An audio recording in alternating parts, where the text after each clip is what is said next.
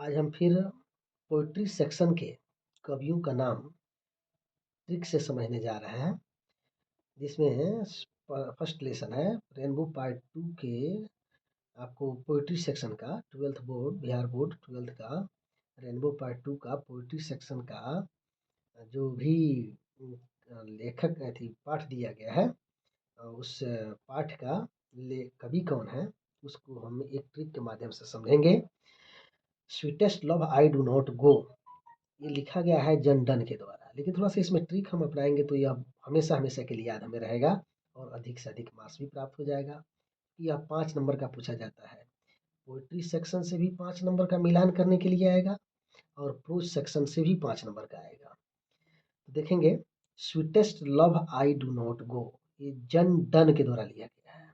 यानी कि लव, जहाँ लव रहेगा वहाँ डन रहेगा, मतलब जहाँ लव प्रेम किया, उसने प्रेम किया मान लीजिए, तो लव जहाँ रहेगा वहाँ डन रहेगा, DONNE, यानी कि sweetest love I do not go जन डन के द्वारा लिखा गया है।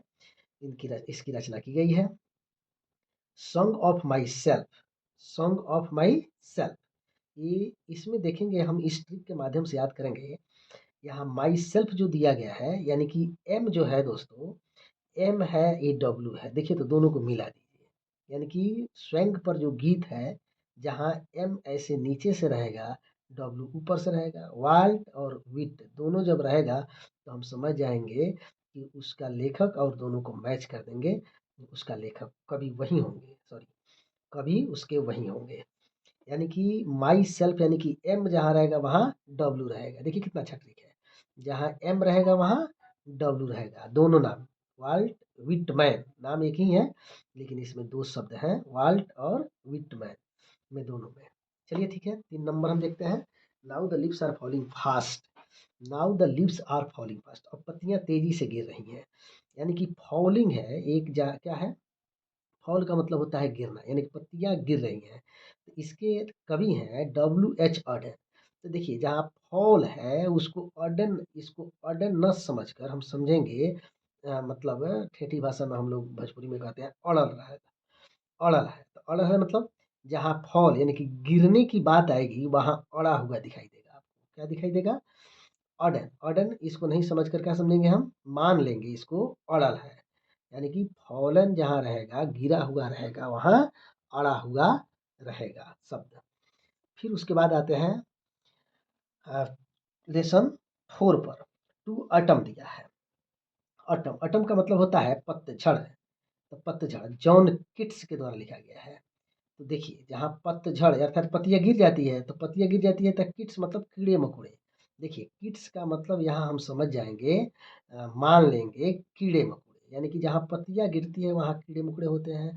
तो टू अटम यानी कि जॉन केट्स, यहाँ जहाँ पत्तियां गिरने की बात आएगी, पतझड़ की बात आएगी, अटम की बात आएगी, वहाँ किट्स अर्थात इसको हम मान लेंगे कीड़े मकोड़े। याद करने का तरीका है, जैसे भी आपका मार्क्स अधिक से अधिक उठ सके, ध्यान इस पर देना है कि किस ट्रिक से आप याद करेंगे इसे।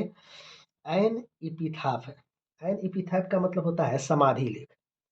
क्या होता है? समाधि लेख। समाधि लेख होता क्या है कि कोई व्यक्ति मर जाता है तो मरने के बाद वहाँ उसके कब्र पर एक छोटा सा अथी से, ईंटा से या एक बोर्ड लिखवा कर उसकी संक्षिप्त जीवनी लिख दी जाती है, उसी को कहा जाता है एपिथैट।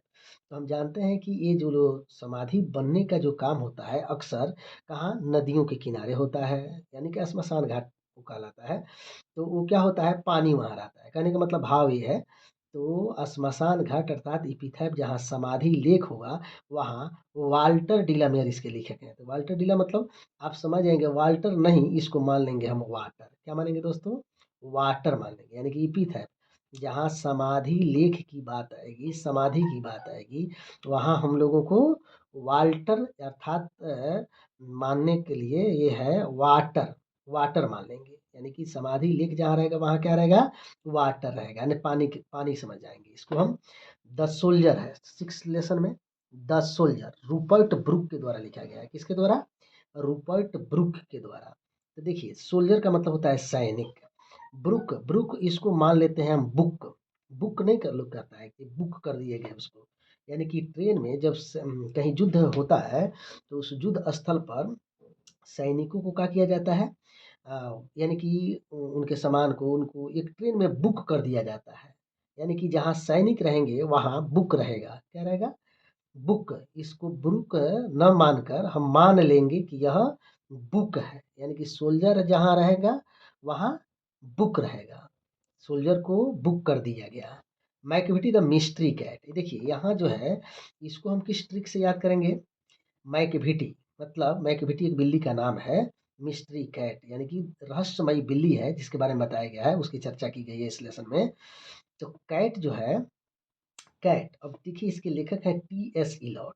तो कैसे इसको याद करेंगे? देखिए इसमें कहीं भी लेख कवि के नाम में आपको ई नहीं है। ई से माने कोई नाम नहीं शुरू हुआ है। इसमें हम देखेंगे यानी कि कैट है तो इसको हम मान लीजिए ई, यानी कि कैट, सी से कैट, यहाँ ई से एलिफेंट मान लेंगे। यानी कि जहाँ सी रहेगा, कैट रहेगा, बिल्ली रहेगी, वहाँ ई से संबंधित कोई बात शब्द आपको रहेगा जिसको हम एलिफेंट के नाम से भी समझ सकते हैं। समझेंगे इसको, है नहीं, समझेंगे, जैसे भी ठीक है मेरा। अब देखिएगा जहाँ कैट रहेगा वहाँ दोस्तों एलिफेंट रहेगा, कैट रहेगा वहाँ एलिफेंट, ई से संबंधित वर्ड रहेगा, जिसे इसे टी.एस. इलियट है इसके कवि। उसके बाद लेसन 8 में हम आते हैं। फायर हिम, फायर का मतलब होता है आग। फायर हिम, आग स्तुति, आग पर गीत। केकी एंड दारूवाला, इसके कवि हैं केकी एंड दारूवाला। तो जहाँ फायर, आग की बात की जाएगी वहाँ दारू, यानी कि दारू भी आग पर ही बनाई जाती है, आग पर पकाई जाती है। उसको कैसे कैसे प्रोसेस होता है। तो जहाँ आग मिलेगी, आग की बात होगी वहाँ दारू वाला, आग की बात होगी वहाँ दारू हमको मिलेगा। क्या होगा? जहाँ आग की बात होगी, फायर हिम, आग स्तुति की बात होगी वहाँ, यानी कि जहाँ फायर है, जहाँ आग है, वहाँ दारू है। फिर चलते हैं हम स्नेक, डी.एच. लॉरेंस, इसके द्वारा लिखा गया है। स्नेक चैप्टर है, यानी कि सांप के बारे में इसमें चर्चा किया गया है डी.एच. लॉरेंस के द्वारा। तो लॉरेंस मतलब हम समझेंगे लावा। लावा मतलब समझते हैं, हमारे यहाँ होता है कि मतलब हमारे बिहार में कि नाग पंचमी के दिन लोग पूजा करते हैं नाग देवता का। नाग देवता अर्थात सांप का। तो नाग देवता का पूजा करते हैं तो उसमें लावा, धान को क्या किया जाता है, भून दिया जाता है, उसमें लावा बना दिया जाता है। लावा बनाकर वही नाग देवता को चढ़ाया जाता है।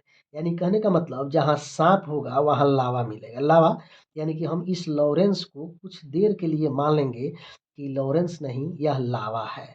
ठीक है। स्नेक को लावा क्या मानेंगे दोस्तों? स्नेक अर्थात जहाँ सांप रहेगा वहाँ लावा रहेगा। नाग पंचमी के दिन उसे हम लोग क्या करते हैं, पूजा उसका करते हैं, नाग देवता का पूजा लावा चढ़ाकर। इतना ही समझेंगे, इसको मिलान कर लेंगे हम। जहाँ स्नेक सांप रहेगा उस वहाँ लावा रहेगा। ठीक है ना, अर्थात लॉरेंस। ये देखिए माई ग्रैंड मदर्स हाउस है। माई ग्रैंड मदर्स हाउस, ये जो है मेरी दादी माँ का घर। तो दादी माँ ये भी स्त्रीलिंग है। और कमला दास, कमला दास, दादी माँ दास, जहाँ ये भी लेडीज है कमला दास। जहाँ अर्थात ग्रैंड माँ, दादी माँ की बात होगी वहाँ कमला दास की भी चर्चा होगी, उसकी भी। तो माई ग्रैंड मदर्स हाउस के कवि कौन है? कवित्री हैं। कवित्री कौन है? कमला दास है। माई ग्रैंड मदर्स हाउस के कवित्री कमला दास हैं। तो दोस्तों हमको पूरा पूर्ण विश्वास है कि आप थोड़ा सा मेहनत अपने ढंग से भी करें और रिवीजन करें। बिना रिवीजन का कुछ होने जाने को नहीं है, इसलिए आप लोग रिवीजन कीजिए। और हमें पूरा पूर्ण विश्वास है कि आप अच्छा नंबर प्राप्त करेंगे। अभी से लग जाइए आप लोग एग्ज़ाम में, ज़्यादा समय अब नहीं है।